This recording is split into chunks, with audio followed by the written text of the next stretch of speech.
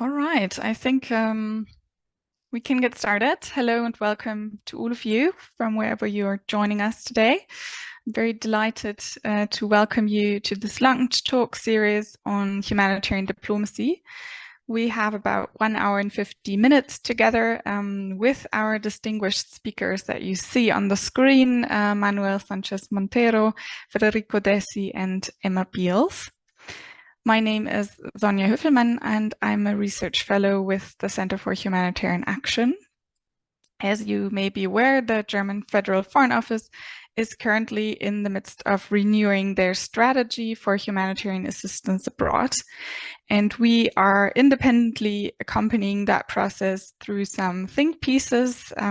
For one, we have initiated this lunch talk series with 2 previous episodes. One was on expectations from German civil society, and the other one was about Germany's engagement within the Grand Bargain. So if you're interested to follow up on these, you can find them on YouTube. We also have published a series of blog articles, 2 also on humanitarian diplomacy. You can find them if you're interested on the CHA website under blog, and I'm sure my colleague will also share them in the chat. So as these events like the one today accompany the strategy process, we're also very pleased that after our discussion, we have the honor from Helge Holleck from the German Federal Foreign Office to hear from their thinking around humanitarian diplomacy as part of the strategy process. So he will react a little bit to our discussion that we have. Now, before we get started, some housekeeping rules. At CHA, we choose these meeting formats of Zoom rather than the webinar format, as you can see, because we think it's less anonymous. So our speakers know who's in the room today with them, or at least they can check if they have time. And also you as guests know who's in the room with us. Maybe you see a colleague that you know that you want to say hi to in the chat. However, to have this run very smoothly, I kindly ask all participants to keep their audio and video off, except for the speakers, of course, so that the recording also runs very smoothly. As said, the event will be recorded and later available on YouTube. If you're facing difficulties, if you can't see or hear me, you can also reach out to my colleague via CHA technical support is the username if you have any technical issues. We also have the opportunity to ask questions from the participants at the end of the session. So you can write your questions in the general chat during the discussion, or if you'd rather like them post them anonymously, please send them to the user Char Ralf Südhoff, and he will ask them anonymously for you. Now, with that out of the way, it's time to introduce our speakers. And with the first round, I would like to introduce our first speaker, Emma Beals, who's an independent conflict analyst and consultant. She has written and published about the topic of humanitarian diplomacy extensively, especially with regard to the Middle East. And among a much acclaimed article was published in Foreign Affairs this summer. She's also a non-resident fellow at the Middle East Institute. Welcome, Emma. Your article in Foreign Affairs that you wrote with Natasha Hall was, as I said, much acclaimed. And in that article, you argue that rogue regimes use aid as blackmail to negotiate concessions, and that Western government need to realize this. Maybe where do you see room for state donors who are both funders of humanitarian assistance, but also political or diplomatic actors to step up their game regarding humanitarian diplomacy? Over to you. Thanks a lot, Sonja, and thanks for having this really interesting discussion. I've divided what I'm saying into sort of 2 parts. The first part will be more the diplomacy part, and then I think we're going to come back around and I'll speak more to the specific sort of operational solutions that I sort of see. And I want to be clear about the kinds of contexts that I'm talking about just from the outset in terms of the work that I've been writing about. I focus on a very specific subset of crises where access issues or operational challenges do reach the threshold of kind of strategic denial or arbitrary denial of some form, predominantly from state parties. So just sort of be mindful that I'm not talking about all of the complex contexts, and I think the other speakers are much better placed to speak to those, and the system, of course, has a range of ways already of tackling those. And I say that because I think we do need to be smarter in how we're thinking about the contexts that we're engaging in. Because that then helps frame the possible solutions and guide which policy advice there is. So in my view, there isn't a one-size-fits-all solution or a blanket set of recommendations here. And one of the issues that I've sort of noticed is the fact that we do tend to apply a blanket approach and are therefore really, really slow to identify and escalate contexts where there is a greater role for donors to play in a sort of humanitarian diplomacy role. So I think the first thing is for donors to realize the nature of the problem and what it's costing them, as well as their potential role in solutions. And that can then form the basis of a well-rationalized strategy at all levels to include humanitarian diplomacy. I'm sure Manuel will speak in much more eloquently about writing strategies and action plans with clearer goals. We're discussing the need for humanitarian diplomacy because the need for humanitarian action is rising. The number of contexts with complex factors is also rising. So donors are paying more each year to meet a growing number of needs, and in so many cases that still isn't enough. So a clear-eyed approach to humanitarian diplomacy makes sense, even if only to ensure the significant contributions of states like Germany, and the EU that Germany also contributes to are best able to alleviate humanitarian needs, in particular from those who are the most in need. I've been asked to avoid the highest level diplomatic element, and I would agree and do argue in that work that where possible, we should be looking for solutions that don't escalate if there are other ways to go and address needs.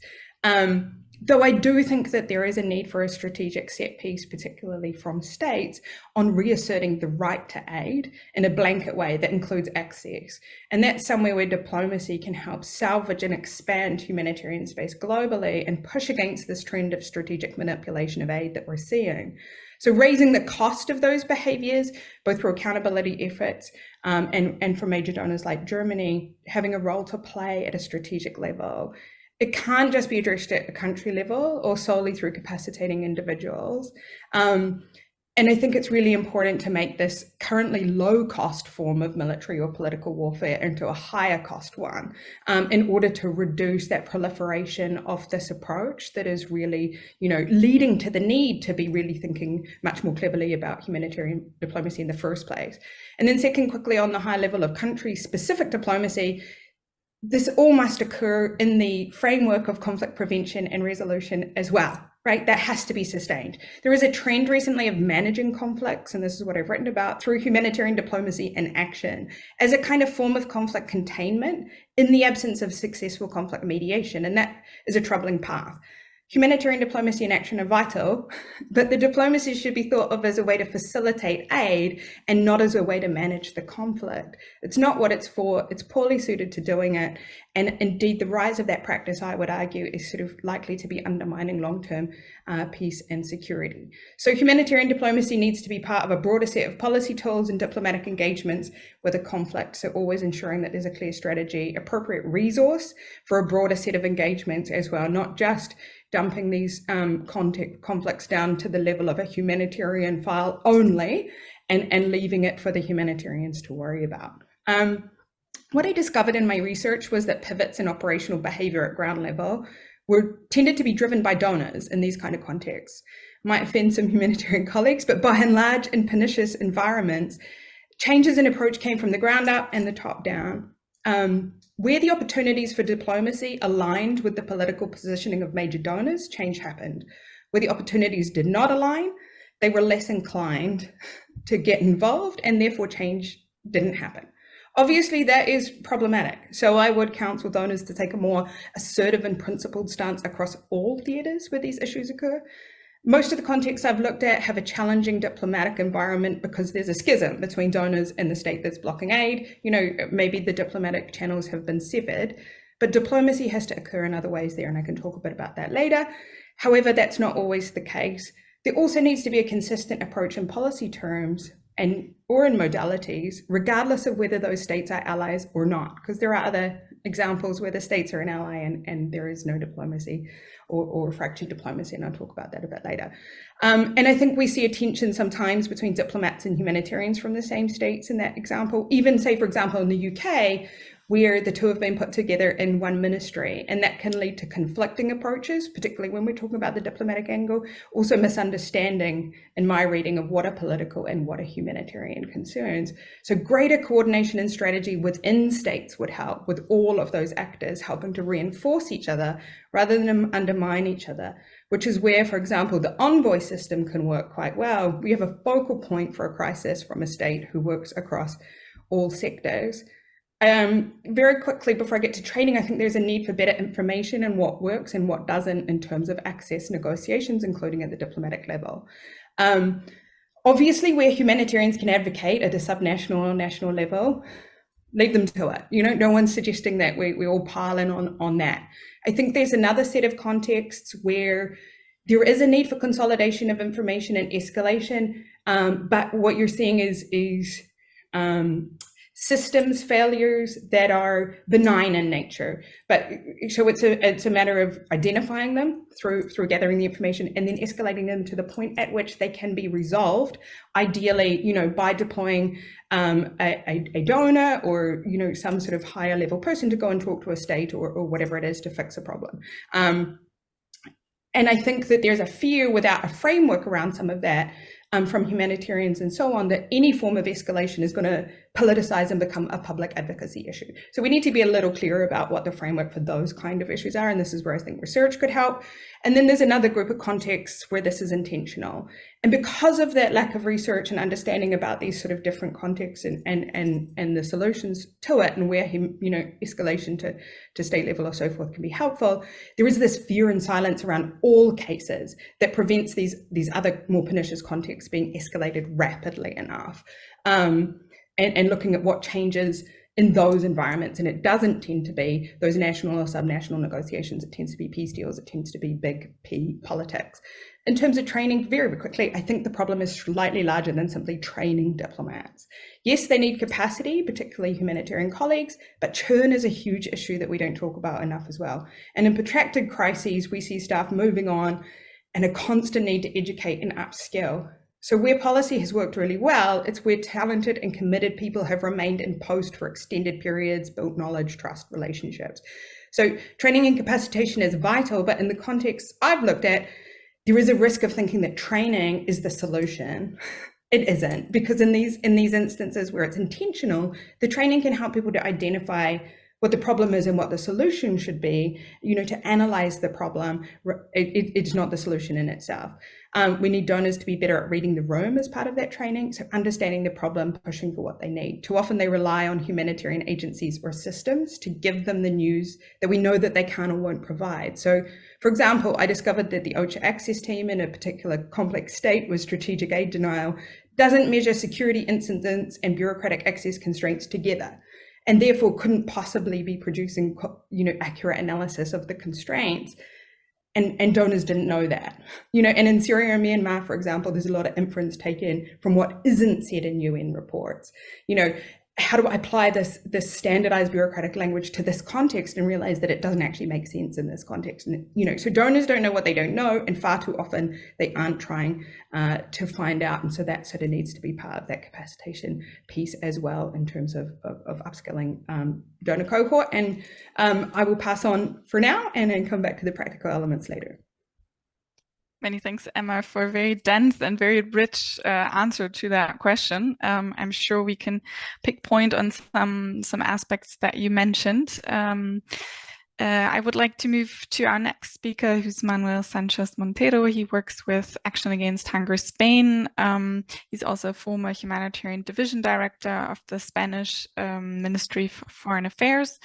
And he recently advised the development of the humanitarian diplomacy strategy process within the Spanish Foreign Office, which was recently published. And he not only wrote a blog about his learnings, but he also agreed to come to our lunch talk today. Thanks for having for being here, Manuel. I think maybe what can we learn from the Spanish example when it comes to making humanitarian diplomacy a key strategic objective? What needs to be considered? And as Emma mentioned today, we rather try to focus on sort of regional or country level diplomacy rather than these high level events. With that, over to you. Well, thank you very much for having me here. It's really a pleasure and honor. In fact, I think I'm going to rebound a little bit on some of the topics that were mentioned by Emma very thoroughly. I'm not going to be so eloquent as you.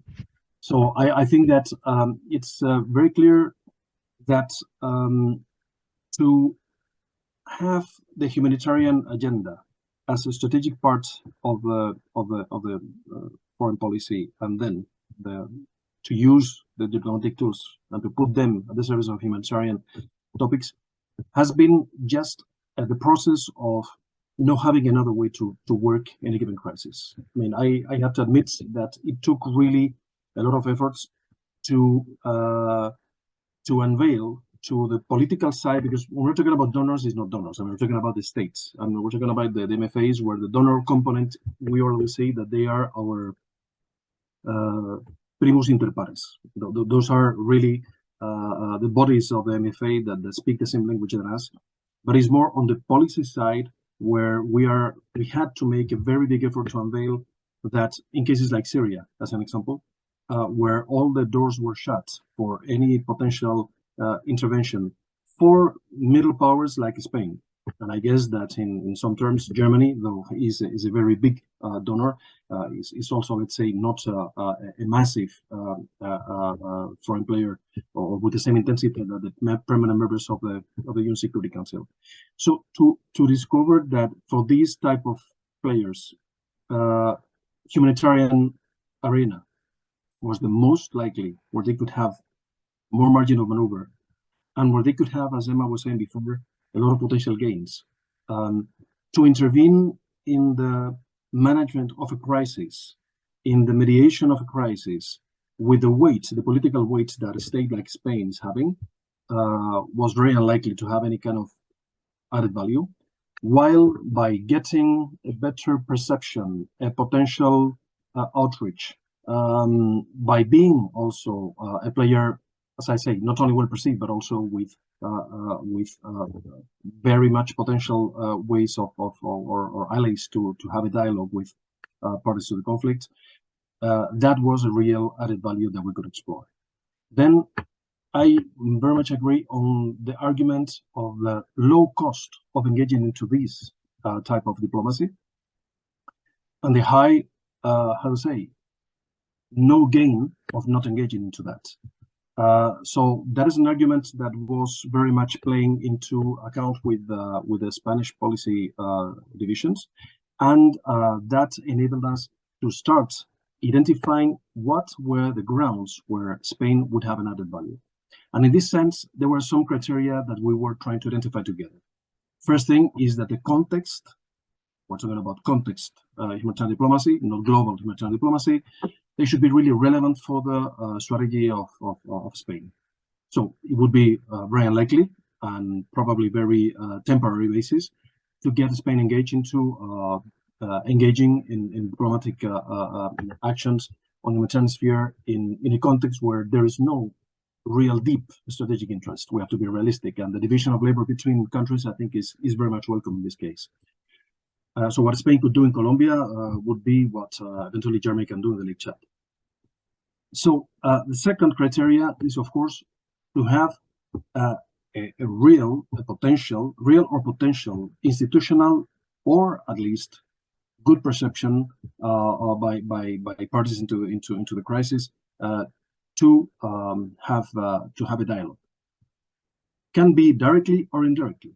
I mean, we've been going through the track 1, but also track 2 or track 3 potential ways of getting a diplomatic dialogue and mediation. But definitely, we need to have at least the kind of anchor where the Spanish government would have a potential to explore there. Third, of course, and is linked to the first one, to have resources that can accompany, that can foster the potential measures. Just as an example, if to enable better access or it decrease also the exertion of violence on specific assets which are essential for life saving, there's a need to promote incentives for making these type of pattern decrease. Those incentives have to be present, have to be agile, have to be available. We cannot wait for putting just some words and not to accompany them with resources.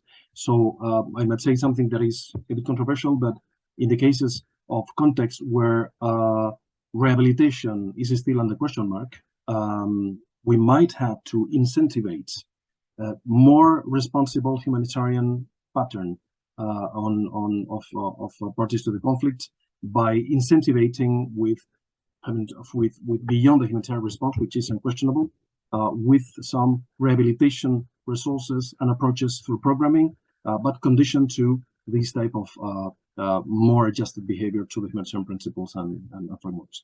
So having those three criteria, and the fourth, of course, is to have the capacity to intervene. And then again, I very much join what Emma was saying. It's not only to have people, skilled people, it's to have really the resources present and available in the country. So it's difficult to make in diplomacy if you don't have a strong delegation in country. It's difficult to make diplomacy if you don't have the network habilitated and open to work with different stakeholders on the ground. And it's difficult to make any type of humanitarian diplomacy if you're not present in the key fora, be it regional, be it national, to play the ball. So in that sense, those were the challenges that we're trying to match. And the good news is that after working together with the political side of the ministry, it was interesting to see that there was an interest to concentrate in several contexts where this strategy would be landing and being implemented. Now on the how, and this is probably we're going to discuss afterwards, that is the trick, is how can we enable that the coherence between the different units, which is not evident between the units dealing with stabilization, with crisis management, the humanitarian, etc. They do share at least a kind of set of common goals, despite the objectives and the specific channels will be absolutely different, but also the coherence between the capital and the delegations, where many times there's a big disconnection between what is signed, what is expressed, what is declared, and what is finally implemented and instrumentalized. So I think we'll leave it here, and I think that I will be very, very happy to look into the house. Thank you very much. Thanks, Manuel. And yeah, I think we're all eager to hear more on that second part in the next round. High time to introduce our third speaker, who's Federico Dessi. He works with Handicap International and is the regional director for Lebanon, Palestine, Jordan, Egypt, and Iraq. Previously, he worked a lot on the Syria crisis. I assume it's very busy times for you. So thanks for making time for this. As said previously, we'd like to focus rather on regional or country level humanitarian diplomacy with this call. And yeah, maybe you can comment a little bit from the practice side, where you see concrete opportunities and possibilities for state donors to engage more in humanitarian diplomacy. And maybe what has to improve to make this engagement more strategic that could also be reflected in a strategy document. With that, over to you, Federico. Thank you very much, and good morning, good afternoon, everyone. Yes, so from the practical side, I think there are a lot of entry points and possibilities for a government like Germany and its donor agencies and its diplomatic corps to play a constructive role and to support humanitarian diplomacy on different topics during crisis. And I think, so first of all, I just want to raise the fact that this can be done at the very small micro level or at the highest level, and both can be useful and can advance things. So if you take an example of the highest level, if you see the situation in and around Gaza today and the negotiations for access for trucks and items to enter into Gaza, we have seen sometimes President Biden of the US actually taking the phone and talking with Prime Minister Netanyahu, talking with the President Sisi in Israel and Egypt, respectively, and the negotiations were happening at that level. And then the ministries of foreign affairs discussing more in depth the details. If I can give an example from my past experience of the micro level, I used to be the country director for Syria for HI for 4 years. HI is not registered in Damascus, but we expressed an interest to do so, and we started dialogue with the governmental authorities in 2018, but we did not have channels to activate this dialogue. And I remember one instance in which we had to send a formal letter to the Ministry of Foreign Affairs, but we had, of course, no employees in Damascus. We didn't know the address, and actually it had to be delivered in person. So we asked one of our contacts with one of our donor agencies, a European country who had some form of presence or representation, even though informal and temporary, in Damascus, if they could print the letter and deliver it, of course with our name, not in their name, but at least if they could physically bring the letter to the Ministry of Foreign Affairs, and they accepted. So this is an example of a tiny action at the micro level, which was negotiated with a program officer level person in this agency, but which could still make a difference in our process of gaining access into an important area in Syria. Looking at Germany in particular, I mean, there are plenty of subjects, of practical, concrete subjects in which Germany could make a difference in humanitarian diplomacy. So at least from the perspective of an international NGO, we often face challenges or utter denials in terms of the areas that we can access or not in an area in conflict, in a country in conflict, the sectors or the kind of activities that we can engage in and that we can implement, visas, approvals for projects, bureaucratic impediments of all sorts. And so on this, I think Germany as a middle power with an important geopolitical presence, and especially on the economic side, but also on the diplomatic side, I think can play very interesting roles. There may be some situations, some crises where Germany, from a political perspective, has chosen one side over the other, let's say. So they are allied with one of the sides of the conflict. And in this case, most likely they're playing a major role, either with financial assistance or they're a major donor in the humanitarian assistance, at least in that part of the country. They may be even be engaged in transfer of military equipment or other forms of assistance. So they can surely play a role. They can be one of the most influential donors with that side of the conflict, at least, in putting conditions and asking full facilitation and support for international NGOs, for national NGOs, for UN agencies, for all the different actors that make the humanitarian response together. There might be other situations where Germany does not have has not taken a particular side. Maybe the geostrategic stakes for them are lower, but still, if they have a presence, a diplomatic presence in country, and history of presence with some diplomats with knowledge of the context, they could play a very interesting role there as a sort of honest broker and an actor who can maintain dialogue with all sides, and then trying to bring potentially the two sides together when that's possible in negotiating specific access, for instance, to frontline or borderline areas, or potentially in trying to play sort of a situation where, well, if a side has made a concession in terms of authorizing some kind of activities, in terms of allowing certain humanitarian actors to work, then trying to persuade the other side to do the same, in order to keep the balance, the reputation as well, the narrative with the media, with the local population, the acceptance, etc., and potentially with other incentives that might work with one or the other sides. So I think both roles, I mean, are useful and helpful in each crisis situation. And you know, practically speaking, in the Middle East, at least, I've often contacted, for instance, United States diplomats to put pressure on some of their allies in areas where they were supporting one side of the conflict. For instance, we did that a couple of times in northeast Syria, both individually as HI, as an individual agency, and quite regularly as the Syria International NGO regional forum, the SURF, of which I was a member of the board.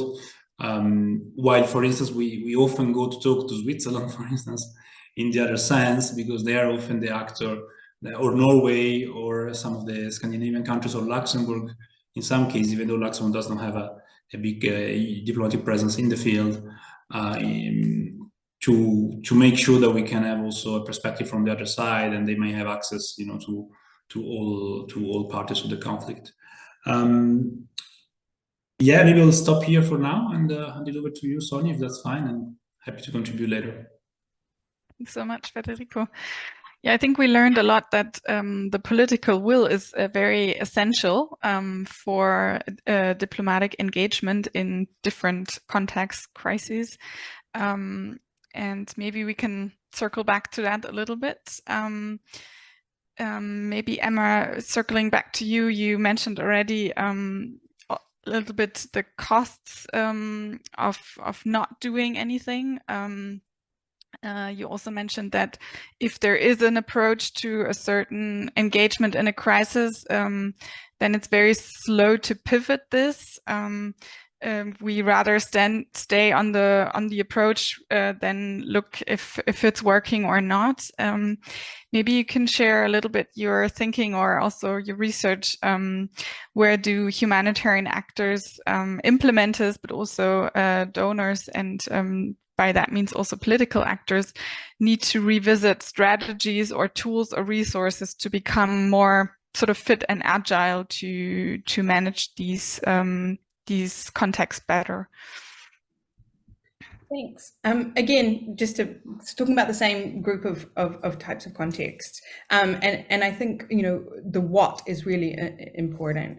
So what we're seeing in these very specific contexts, and I'm talking about your Syrias, Ethiopias, Myanmar's, Sudan's, what we're seeing very often is the centralized humanitarian system failing because of sort of a complex legal and political framework around intrastate conflicts in particular. Where states or the de facto state in charge of state functions, so the person who can issue visas and let your trucks or planes in, are the ones blocking the aid access. So what's clear is that in these contexts, simply asking the UN nicely or asking the actor denying access nicely doesn't work to improve access. It may over time, but things shift over years and years. You know, I would say here that Gaza is an outlier where the UN has been very forceful in public advocacy from day one, but that is not the usual situation. And so I think there, donors consider taking a new approach based on the principles, because the cost is that we have huge numbers of people in these contexts not receiving any aid at all for extended periods of time. I'm not talking about Syria in 2023. I'm talking about Syria in 2012, you know, or Myanmar today, Myanmar after Cyclone Mocha, or, you know, Syria after the earthquake. And so I think we need a principled approach from donors. You know, I'm not saying move everything out of capitals. Obviously, people are, you know, giving money to pooled funds and unrestricted funding as well. I'm not saying, you know, remove that. Obviously, this is something that would operate in concert with those approaches. When I say principled, in my work, I set a counsel against conflating the principles with operational preferences. So the highly centralized, bureaucratized aid system that focuses on statist actors is very convenient. Sometimes it's not working to reach everyone, and I think it's not unprincipled to say so and to act differently and to go and meet the needs where they are to be found. So we need an agile system that involves political choices, looking at the topology of the conflict and the access challenge and acting rapidly accordingly. So I've looked at how you could develop topologies that help you to say, this is this specific kind of case. Again, we're not trying to make everything complicated, but we're trying to identify the cases where it is complicated more quickly. You know, leave the UN to work in the capital. There may be a diplomatic thread to be pulled in terms of pushing the UN, but as far as I have seen, there isn't really a logical, consistent, efficient, or timely theory of change that comes from pushing the UN when they do not wish to be pushed. And I've had donors repeatedly say, just bring us more information to push the UN. And, you know, 10 years later, you sort of get to the point where you're like, I have other things to do with my time. I don't think that this is the most useful line of effort. Working within donor systems in collaboration with other donors and with other actors and stakeholders across the, I don't know what the term is, the value chain, for want of a better term, donors can lead the charge in terms of new approaches. First, thing they need is rapid and clear data and information and analysis to help them to underpin those necessary political choices that need to be grounded in legal and operation assessment of need. And then switch modalities, whether it's cross-border or whether it's remote or whether it's, you know, much more localization, whatever the solution for that context is. So drawing on their resources to set up context analysis, needs and population data, access strategy, well-rationalized selection of partners, et cetera, et cetera. I could go through the whole thing, but funding mechanisms, feedback loops, risk sharing is hugely important. That's something that donors can take on that really, really helps in these contexts. And sometimes that includes deploying different budget lines and creating a functioning ecosystem around an alternative response to meet the needs. So in Syria in 2012, donors mobilized. Their political aims were to keep as many people in place as possible by ensuring services were available in the areas of origin. Aid had been blocked for a couple of years. Donor pressure wasn't enough to push the UN to even acknowledge the problem. And so they put their weight and money behind an informal cross-border response. And soon enough, that became a consolidated response with also the UN helping to push for remedies, which in that case included the Security Council. I would argue that's a solution that's not very likely in the current geopolitical environment. The solution isn't always going to be a diffused response, however. I'm not saying that we should all go and do remote programming in all of these cases. For example, in Ethiopia, in a logistical level, it's very difficult to do sort of cross-border into Tigray when things were really, really difficult there. So there was a role to be played in terms of coordinating diplomatic efforts of donors, of high-level staff from agencies and so forth, and creating a joint advocacy approach to push for access. What happened was that didn't occur. And so you had a very disparate kind of approach, which pitted people and agencies against each other and took far too long to garner results. Also money talks, and I think donors, you know, we heard about the letter. Another case where a letter might be useful is if a donor is saying that you have to choose your beneficiaries based on need to an actor who does not wish to do so and wishes to divert, say, food aid to their martyrs or whatever they want to call them. You know, a letter from a donor saying this funding is dependent on this programming being done on the basis of need can really help. And it has helped some of the actors in some of these contexts to be able to assist. So donors being more slight, I would call it bold in the current context, is not that bold. It's just asserting on a very humanitarian principle basis, you know, the terms of your engagement, even when you don't have that direct diplomatic engagement with that state, you know, helping where possible to back humanitarians up in their own efforts to apply the principles to their work. Thanks so much, Emma. Yeah, it's I mean, we are talking about very tough context here. Yeah, maybe we can come back to sort of the call of a more joint and coordinated approach at a later stage. But yeah, moving back over to you, Manuel. You already hinted a little bit that the how is the important part. So writing a strategy is one thing, but implementing it into practice is another. And I know that you're, you put a lot of thinking on this as well. So maybe can you share some points that should be kept in mind when we look towards implementation of a humanitarian diplomacy strategy? Yeah, thank you. Not only the how, I think, as Emma was saying, the what is super important, but we usually find a lot of consensus on what is the what, but then on the how, we have a lot of discretion on how do we put it into motion. So one thing, and I will chip a little bit with the previous speaker, I think that coordination between, again, I refuse to talk about donors. I think between states. Donors are the nice part of the state that we all meet and that we all share language, narratives, and even hopes sometimes. But the coordination between different states, I think it's essential. And knowing that is super difficult. You were talking about Syria, but Gaza is the same, or Mali. You might have a lot of reluctancies by some states which are having such a big pressure, not only political, but even public opinion pressure, which is driving them to take positions where humanitarian is so blurred with other agendas like security, counterterrorism, etc., that it will be a gigantic energy to put forward to put them aligned and to get some coordinated approach. I think being realistic, we know which are the different states that can have more alignment on a given context on the humanitarian agenda. And there, the division of labor, I think, is feasible, is possible. And if one state has better access to one part of the conflict, the other one might be less significant or can have access to the other one. And within the European Union, you have the different, not only collective efforts through COAFA or the External Action working groups, but even bilaterally to talk confidentially and to see how they can divide the labor and also give arguments for the rest of the members of the European Union that is worth to enter into this type of mediation and negotiation. So not to be just like the lonely raider of one state, which is thinking about getting in contact with Boko Haram through several, through indirect ways, and the other one within Nigerian states, but eventually to see what is the gain that we can have by having those double allies, because if not, the humanitarian situation is going to improve. It's not only one side implementation. So coordination and division of labor between states, bilaterally, confidentially, and looking towards those which are more aligned and potentially more aligned. Then there's something that is really striking, is sometimes it's not an issue of lack of interest or lack of will to coordinate, but it's simply we lack the fora, the tools, the impetus to do it on a regular basis.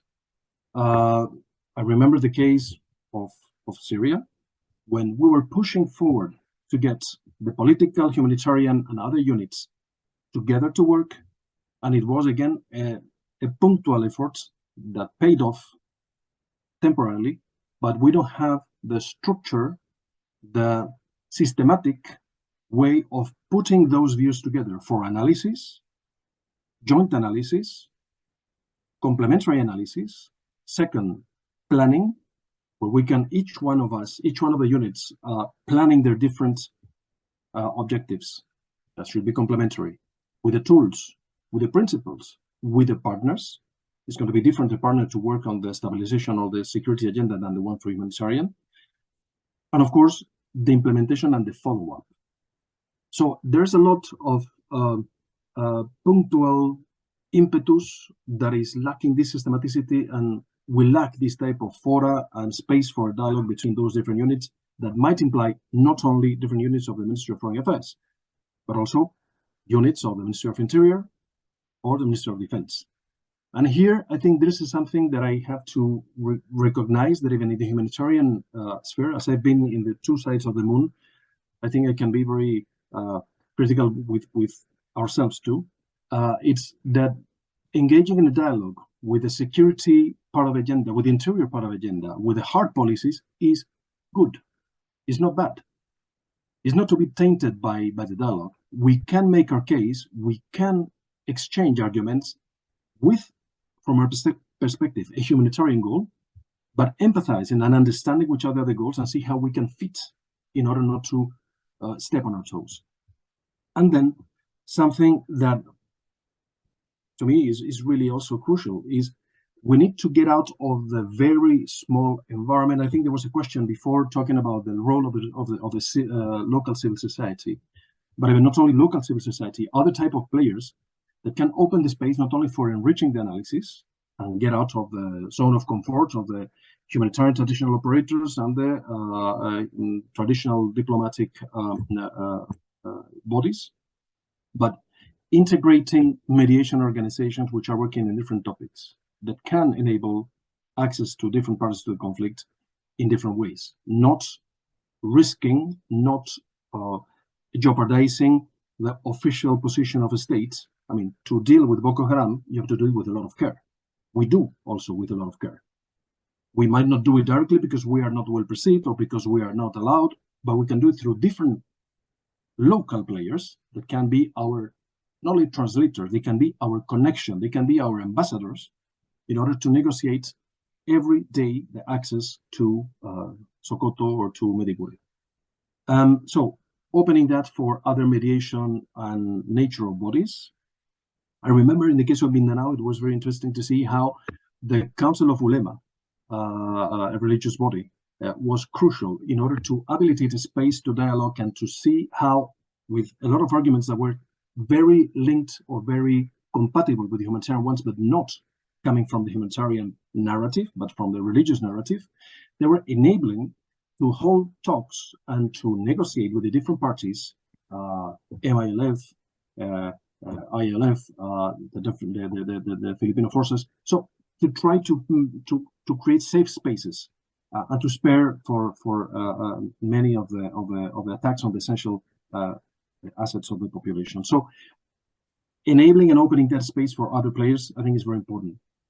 Also, and it's feasible. You can do it given in different contexts and different layers, but definitely it is very much under experiences that we can share. Academia. It's important to have also the academia not to give us a lecture every time, but yes, to have a very interesting input of angles as the anthropology. I mean, many times we are addressing, and in the case of Mali, as an example, we can say that much of the conflicts that we find in the Sahel are overlying, the same case on Mindanao, on traditional conflicts between agriculturalists and shepherds. Mm-hmm. So anthropology or social economy, etc., is interesting to input this type of view in the analysis. Not only to understand the problems, but also to see which are the potential ways of incentivizing a de-escalation of the aggression on the humanitarian sphere. And Manuel, maybe we can stay on the topic of coordination for a minute.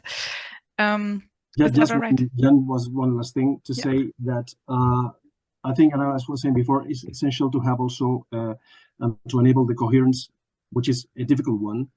So these platforms are essential in order to have coherence between some bodies of the government which are pushing for COTER, as an example, counterterrorism measures, which are in some cases jeopardizing the humanitarian action. But then, on the contrary, we're asking for humanitarian diplomacy to work against these type of sanctions and limitations to other stakeholders. So this coherence, this internal coherence, is essential there. Sorry if I got too extended. Thank you. No, I think it's very interesting if we stay for a moment on this question of better coordination.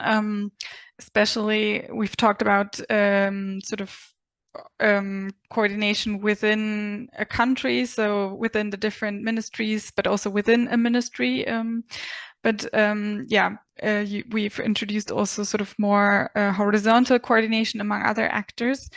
Maybe Federico, would you like to comment also from your experience how actors can improve sort of their coordination to be more effective in humanitarian diplomacy? Yes, thank you. I think that's also part of the how we can make it happen and how we can make it better. So yes, I think there are humanitarian diplomacy efforts done by NGOs, sometimes even individually, sometimes as a joint body, as a forum and as an NGO forum. The United Nations, of course, they also carry that out through the humanitarian country teams, the HCRC, and also individual head of agencies sometimes for specific topics. And then we have governments, diplomats, and their donor agency representatives in the field also involved, sometimes individually, sometimes as a group.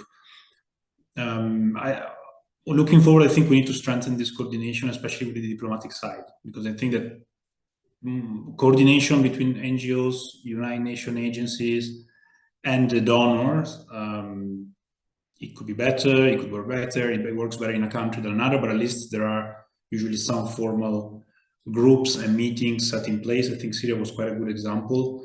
But with the diplomats, my experience at least is really just of ad hoc engagement on specific topics.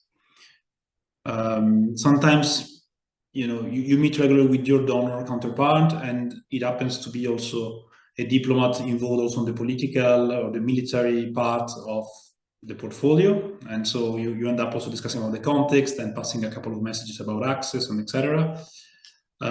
Sometimes, and honestly, but it's really ad hoc. For instance, as HI, since our International Federation Inquiry is in France, sometimes a diplomatic or a military envoy from the Ministry of Defense or the Ministry of Foreign Affairs in Paris would come to Amman, and then the embassy would invite the 3 or 4 country directors for Syria of the French NGOs, and we would have that discussion, but it would be purely ad hoc, and it would not be followed by a regular engagement in a way. So I think having what I would call civil diplomat coordination would be important. Maybe also having a group, like we often have a group of the donors, so each program officer from each donor agency in the field. For Syria, for instance, that's working very well.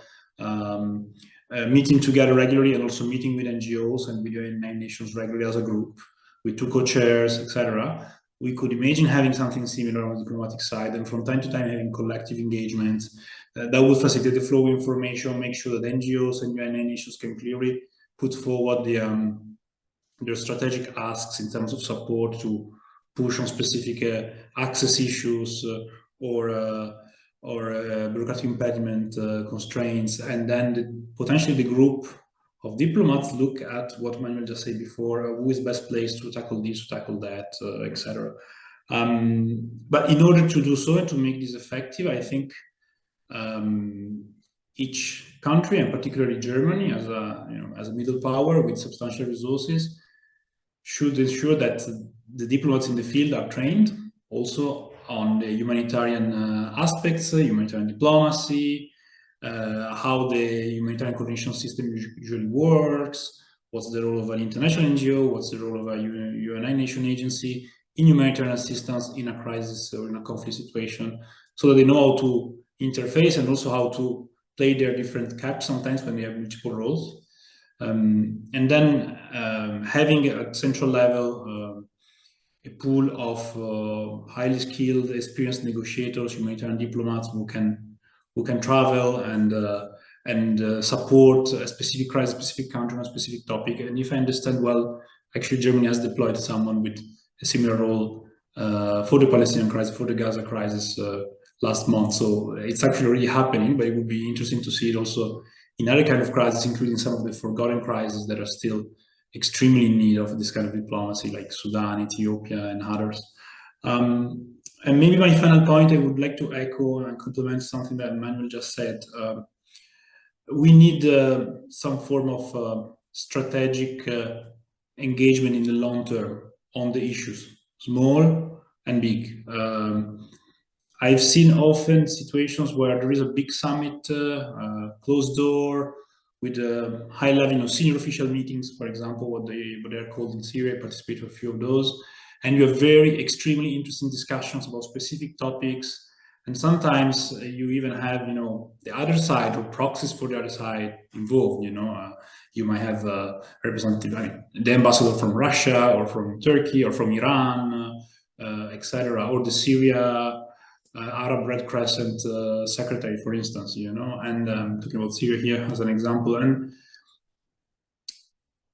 then that's it. Everyone flies off, and we're all ultra busy, and you have identified 10 potential points of follow up, and then if you have the chance to have the time to follow up one of these, it's already good, and then also again, I remember from the Syria crisis experience. There is an effect where when something big happens, everyone focuses just on this. So whatever, there's a new battle, and of course that's the focus, and everyone puts all their energy there for 2 months, and all the long-term back burner issues are left alone. And then if there is a turnover of resources in the meanwhile, then they're forgotten. Every 6 months or every 12 months, there will be the cross-border resolution renewal. I mean, maybe that though will not happen anymore, unfortunately, now, but for 6-7 years, that was the saga every year, every 6 months. And for 2 months, all the people in town, all the advocacy officers, the diplomats would just be focusing on that. Of course, that was extremely important, but in a way, if you have 15 diplomats instead of 20 dedicated to that, and the other 5 maybe focusing on other issues and continuing their work a bit underground, we can be more effective as a community. So ensuring that strategic long-term follow-up on important points and the division of labor, I think it will be really important. Thanks so much, Federico. Yeah, very important points from all of you.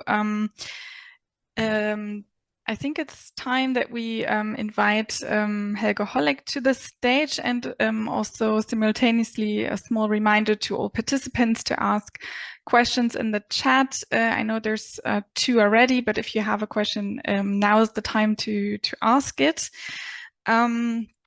We now have the opportunity to hear a reaction from the German Federal Foreign Office and their latest thinking on around humanitarian diplomacy within the strategy process. Helge Holleck is here with us together with Romy Blickle. Helge Holleck is the Deputy Head of Division of Humanitarian Assistance, International Disaster Response and Humanitarian Mine Action. Many thanks for joining us today. We've talked a lot about different issues, sort of horizontal and vertical humanitarian diplomacy, about more coordination among different actors, about joint analysis and information being available as such. We've also talked about the different roles that state donors play, both being funders of humanitarian assistance, but also being diplomatic actors or political actors. We've talked about capacity and training of staff, and lastly, about the consistency and follow-up of different measures. That is, of course, not an encompassing summary of the discussion, but some points that we've highlighted. Yeah, maybe Helge Holleck, over to you. What you, if you can share maybe some one or two aspects that resonated from the discussion with you, that sort of also resonates with the discussions that you have within the Foreign Office currently finalizing, I assume, the consultation part of the strategy process. Over to you. Yeah, thank you very much, Sonia. Thank you very much, Emma, Manuel, and Federica for this really very valuable input to our strategy. As you mentioned, Sonia, we are currently still in the process of consultation, and I'm very grateful for this input. As well, we are already in some kind of drafting process and of some more concrete ideas, and definitely humanitarian diplomacy is one of the will be one of the pillars where we will focus on. Maybe I can briefly also say that we tend to go from we have a strategy from 2019 to 2023, which we feel right here. Maybe some of you know this piece. Which is a very good text, but it's probably more like a compendium than a real strategic approach. And we are trying to, with this new strategy, trying to go into a more strategic approach and into more setting also goals and concrete deliverables for our action. And all of your ideas are really very, very pertinent and very important. And I have one maybe one problem. I'm not a specialist on humanitarian diplomacy. We do steer this strategic process. But I cannot give you a detailed input on all the ideas. I think that will be done with our strategic team, and so what I can say is what we think of deliverables for our. Well, on the one hand, maybe to go back, we have also 70 people here in the call who are maybe not everybody has heard about our more let's say more generic thinking. What we try to really find is fields where it is payer and player debate. I mean, we are the second largest donor. We are sometimes a little bit short of the player side in humanitarian action. And with this strategy, we want to focus more on fields where we can make a difference, where Germany could have also profile in international discussions. And I think, Manuel, you focused a lot also on division of labor, also where are we strong. So I think humanitarian diplomacy is a field where Germany wants to be seen as a very active player. And what could be deliverables? I think you all mentioned the political dimension, the engagement sometimes now of President Biden in discussions on humanitarian access. Our minister was, Baerbock, was also very active in the last month. I think this is one really prominent example of how humanitarian diplomacy can be in practice. We have for our strategy other deliverables in mind. Of course, the call for action that was not mentioned before, where Germany has a prominent role and where we would like to follow up.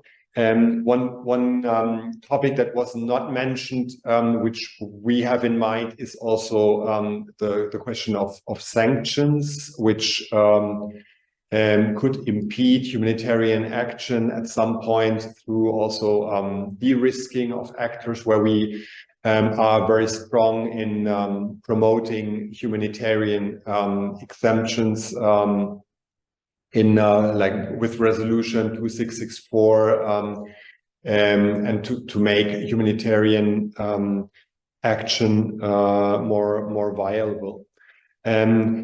Other points that you were focusing on: empowering actors, humanitarian actors with skills, negotiating skills. These are fields where we also have activities, and which we will continue. And I think also the administrative burden, which is maybe sometimes forgotten under like humanitarian diplomacy, but which is a very cumbersome and very heavy burden for humanitarian action. I think there is also like visa restrictions. Also, there's a lot of what can be done on a humanitarian diplomacy level, where we can be of use for you as humanitarian actors. Finally, you focused on also on the embassies, or of a structure which we have around the world. We are not so strong in Germany, like, for example, the EU delegations or other countries that have more dedicated humanitarian personnel in their embassies. But we try to, with workshops, with new initiatives, to engage political desk officers at embassies for humanitarian issues.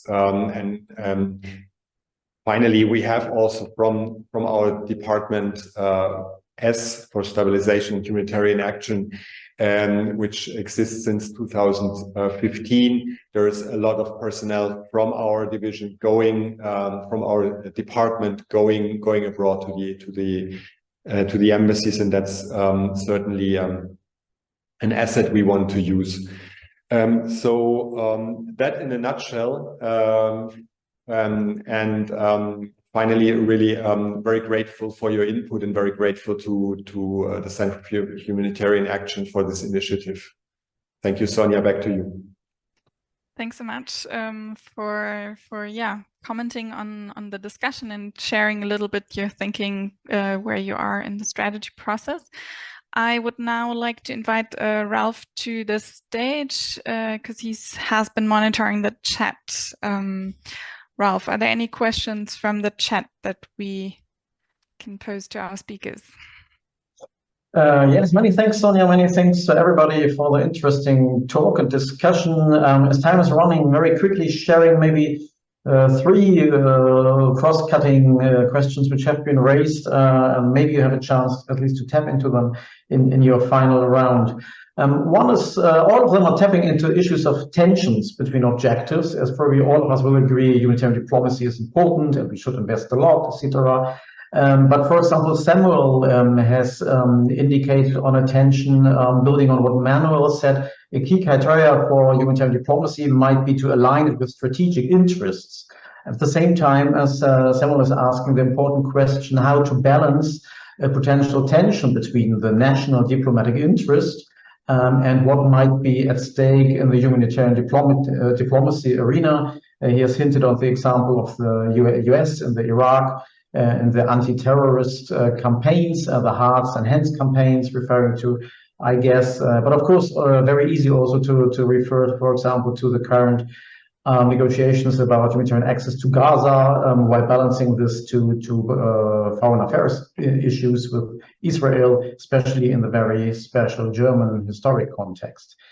Kamar, second comment, Kamar from Pakistan has commented and underlined the tensions in this regard, hinting on from his perception anyhow, political funding or political criteria to decide about humanitarian funding are more dominating humanitarian funding decisions anyway, as he's putting it.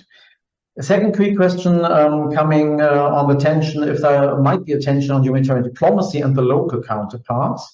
Win-Tung Ki, if I pronounce that roughly correct, has raised the question, who could be the key counterparts on the local level for humanitarian diplomatic efforts, like Helge has just outlined, that shall be a key priority in future, while at the same time, on the local level, very often you might run into more and more conflict-driven crises, that rather humanitarian resistance is a priority for local actors because they want to support the oppressed populations in a given crisis, and neutrality, diplomatic efforts based on neutrality might come into conflict with that.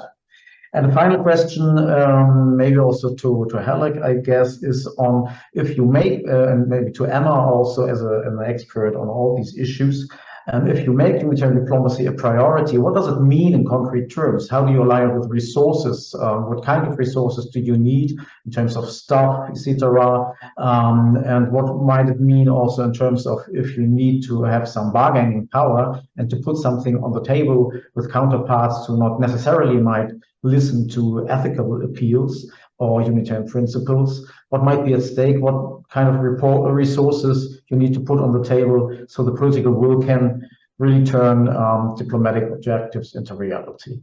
That in a nutshell, I'll leave it with that, and back to you, Sonja. Thank you. Very small questions for our remaining time. But how about we do one final round? I was muted. Can you still hear me? Yeah, great. Okay.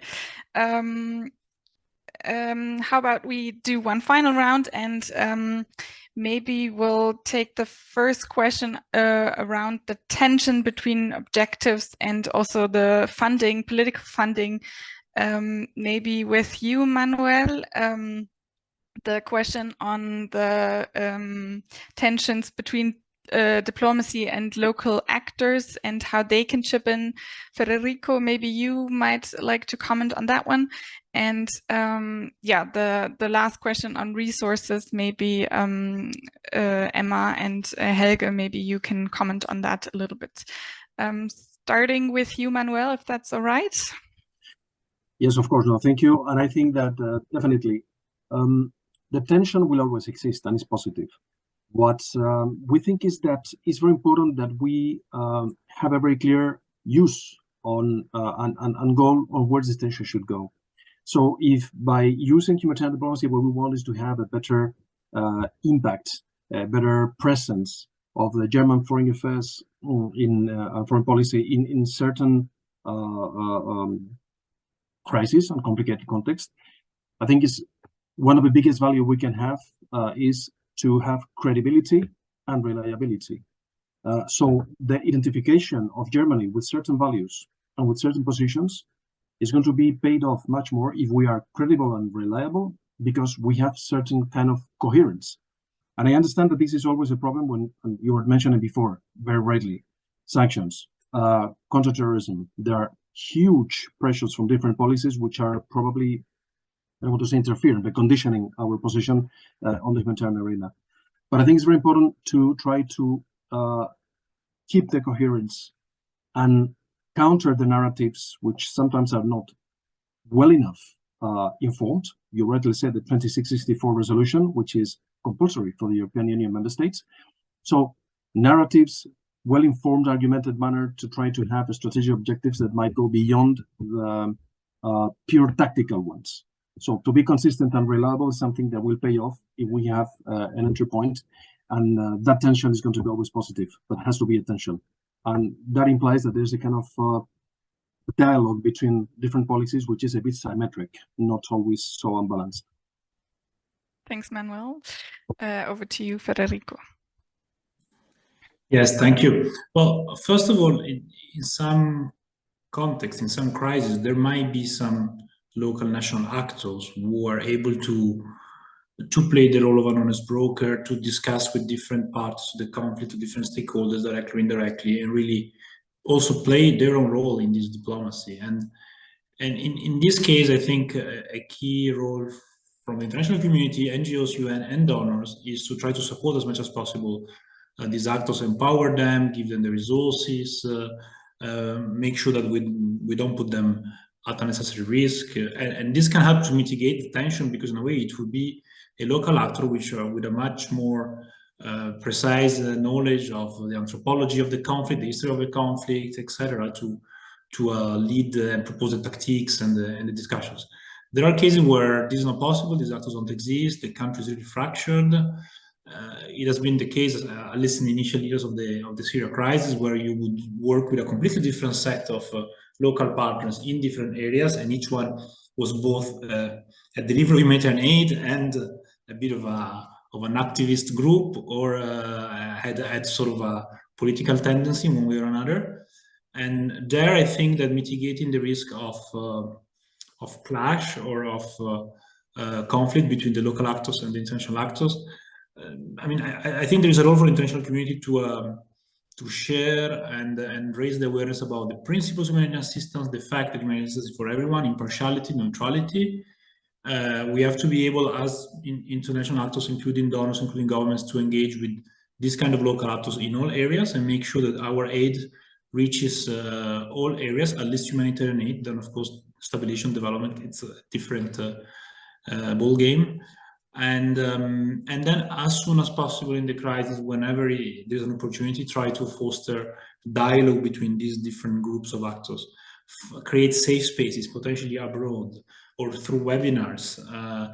Make sure that whenever possible, without putting in danger people's life, these actors are brought back together in a way, because that's also part of fostering the social cohesion, and at the same time show that we're not favoring one side or the other. We're talking to everyone, and we are trying to make sure that everyone receives assistance and that the conflict is solved as soon as possible.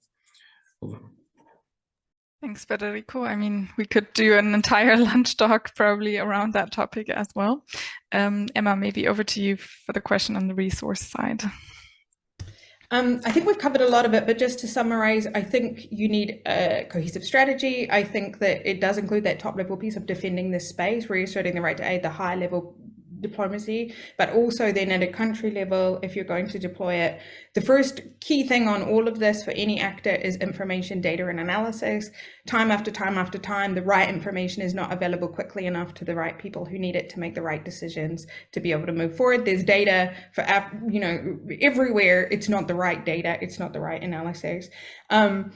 You need the right people. When I looked at who are the right people, I was very hesitant to make clear recommendations because it's extremely personality driven. So in one context, in one modality, there was one donor individual that everybody across the aid sector, from local organizations to INGOs, spoke exceptionally highly of. And you can imagine how rare that is. So I called that person. And how do you deploy that person? Even if you wrote down the skills or the TOR of who that person is, as soon as you bureaucratize it, you're just going to get the same mess that we've always got.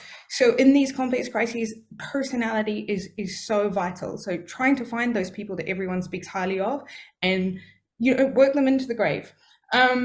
you need resources to deploy in a range of ways. When we get to the civil society question, civil society in so many of these places is a core part of deliverable.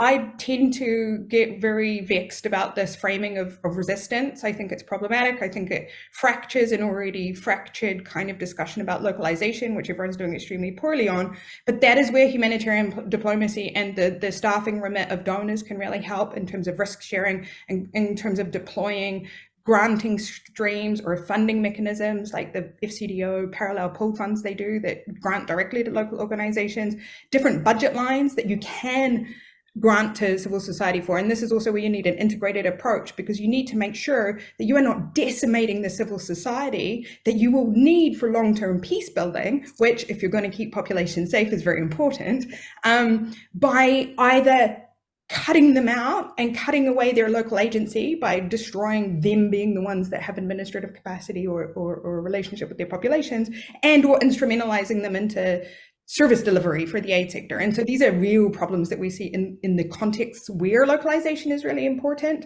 And we need to be careful about that. And obviously, I'm not saying all humanitarians should go and work with all actors, but somebody needs to. And donors in the humanitarian diplomacy kind of space and thinking that through is a way that balancing the needs of long-term peace and local communities with the needs of aid delivery, I think, is something they can really do very, very well. So I could probably go on. Lots of things are needed to do this successfully, and focusing on these really complex places first, it's low-hanging fruit. If you're trying to deploy, as Manuel said, like choosing some context where you could have really big impact, I think with an integrated approach, super important. Thank you. And lastly, over to you, Helge. Yes, on the question of resources, well, we were always very clear and communicated that the strategy will not per se be about financial resources or personal resources, because then we would have much more difficult discussions. And I think what we are clear is that, of course, the projects we want to implement, we will have the funds. We will definitely have an approach to engage much more people in the federal foreign office. For example, in the country desks with humanitarian issues. That's an ongoing process, but we cannot be unrealistic that we will have extra funds, extra personnel, because we have a new strategy, and we will receive extra, and this is not going to happen. And so what we are doing, what we will do with our strategic goals will be probably somehow maybe prioritize the existing personal funds in some way, but I think not. It would be a mistake to somehow announce anything in this direction. I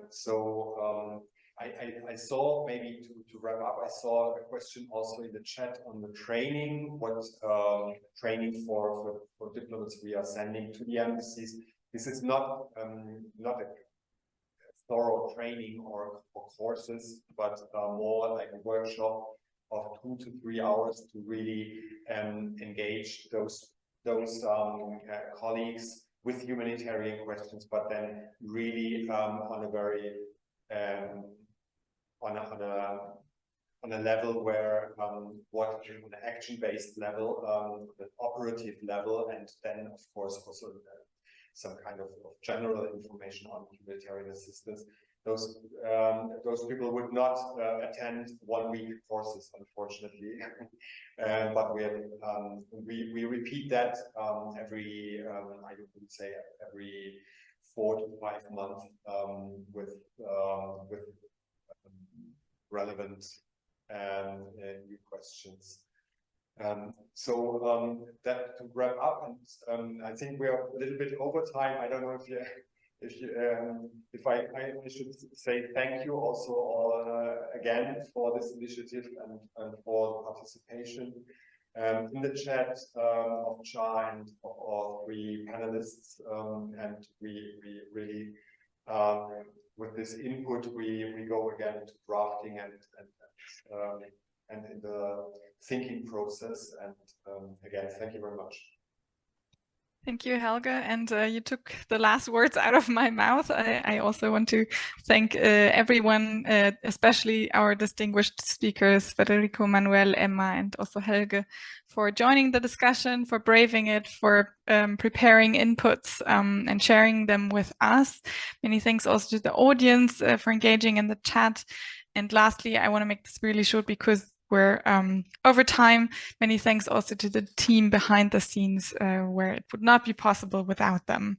So stay tuned for further inputs, and it was lovely having you. Have a great rest of the day. Thank you.